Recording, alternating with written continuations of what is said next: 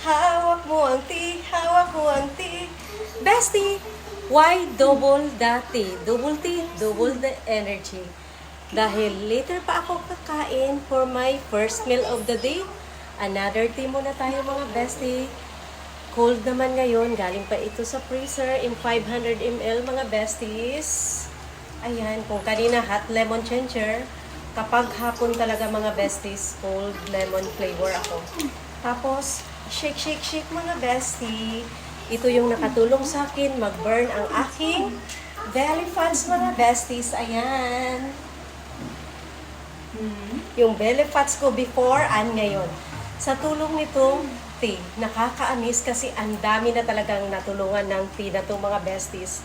And thank you ako dahil maraming nag-repeat orders mga besties. Naka 1 week of May pa lang tayo. I don't have money.